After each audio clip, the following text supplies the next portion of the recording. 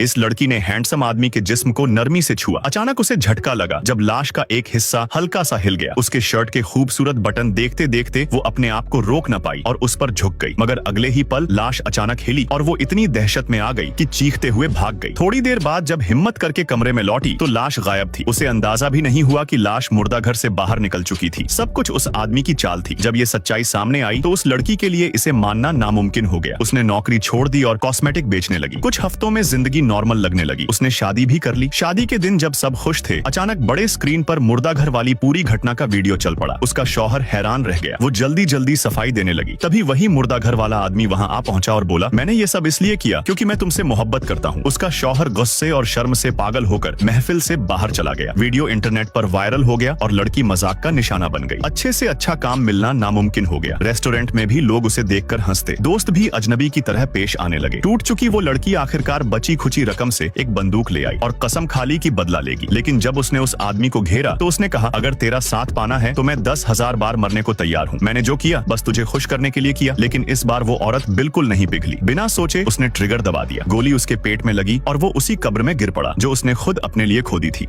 पानी देने वाले ने लड़की के हाथ की तरफ देखा तो समझा कि उसकी उंगली टूटी हुई है। उसने लड़के की आइसक्रीम झपट ली, जल्दी जल्दी खा गया और फिर उसी आइसक्रीम स्टिक को लड़की की उंगली पर रख दिया। उसने उसके बालों की टाई खींची और एक जुगाड़ू पट्टी बना दी। उसका नाम माइक था। उसने मजाक करते हुए लड़की से इलाज की फीस मांगी। लड़की ने हंसते हुए कहा, डैड, मैंने तुझसे इलाज करने को बोला ही कब था। इतने में लड़की के पापा आ गए और उसे साथ ले गए। जाते जाते माइक ने जोर देकर कहा कि चेकअप के लिए उसे हॉस्पिटल जाना ही पड़ेगा। लड़की और उसके पापा हॉस्पिटल पहुंच गए। डॉक्टर उसकी उंगली पर बनाई गई स्प्लिंट देखकर हैरान रह गए। बोले, ये तो बिल्कुल टाइम पर और सही तरीका है। अगर थोड़ा भी लेट होता तो गिट्टी उंगली से हाथ धो बैठती। फिर डॉक्टर ने सीटी स्कैन कराने को कहा। कोने में ही लड़की को एक जानी पहचानी आवाज सुनाई दी। वही माइक था जिसने उसकी उंगली ठीक की थी। पापा उसे शुक्रिया बोलने ही वाले थे कि तभी उन्हें जोर की खांसी आने लगी। माइक ने फौरन नोटिस किया और उनका सीना पकड़कर चेक करने लगा। पापा ने झटके से उसका हाथ हटाया और बोले, मैं ठीक हूँ। लेकिन कुछ देर बाद उनकी सांस फूलने लगी। तभी बाहर हाईवे पर बड़ा एक्सीडेंट हो गया और हॉस्पिटल घायलों से भर गया। पापा को तकलीफ में देखकर लड़की परेशान हो गई। वह डॉक्टर ढूंढती रही मगर सब मरीजों में उलझे थे। किसी ने ध्यान नहीं दिया। घबराकर वो चीख पड़ी। माइक ये सब देख रहा था। तभी एक दयालु महिला डॉक्टर आई। हालात समझे और पापा की तरफ बढ़ी, लेकिन तुरंत उसे किसी और केस के लिए बुला लिया गया। उसने अपने साथी को बोला कि पापा को सीटी स्कैन के लिए ले जाओ। माइक बेचैन होकर उनके साथ चला। लिफ्ट में ही पापा अचानक बेहोश हो गए। माइक और डॉक्टर ने उन्हें नीचे लिटाया। डॉक्टर दौड़कर इमरजेंसी इक्विपमेंट लाने गई। माइक ने जैसे ही पापा के सीने पर हाथ रखा, उसके दिमाग में दिल की 3D तस्वीर बन गई। उसे पता चला कि दिल रुक चुका है। डॉक्टर रेस्पिरेटर लेकर ट्यूब डालने ही वाली थी कि माइक ने जोर देकर कहा, दिल चेक करो। डॉक्टर ने अनसुना किया। माइक गुस्से में रेस्पिरेटर पकड़ लिया। मजबूरन डॉक्टर ने CPR शुरू किया। नर्स डिफिब्रिलेटर ले आई। माइक की गाइडेंस में पापा की धड़कन वापस आ गई, लेकिन उन्हें तुरंत सर्जरी की जरूरत थी। सर्जरी की तैयारी हो चुकी थी, मगर मेन सर्जन ट्रैफिक एक्सीडेंट के दूसरे मरीजों में फंसा हुआ था। नर्स ने कहा, अगर अभी ऑपरेशन नहीं हुआ तो पेशेंट कभी भी जा सकता है। ये सुनकर लड़की की आंखों से आंसू बह निकले। उसे यकीन था कि सिर्फ माइक ही उसके पापा को बचा सकता है, लेकिन अगर उसने सर्जरी की तो ये रूल तोड़ना होगा और उसका करियर खत्म हो जाएगा। जैसे ही माइक जाने को मुड़ा, लड़की ने उसका हाथ पकड़ लिया। उसने अपनी जेब से एक छोटा सा सिक्का निकाला और माइक की हथेली पर रख दिया। आंसू से भरी आंखों में बेइंतहा गुजारिश थी। माइक ने उसी पल ठान लिया, चाहे अंजाम कुछ भी हो, वो उसकी मदद करेगा।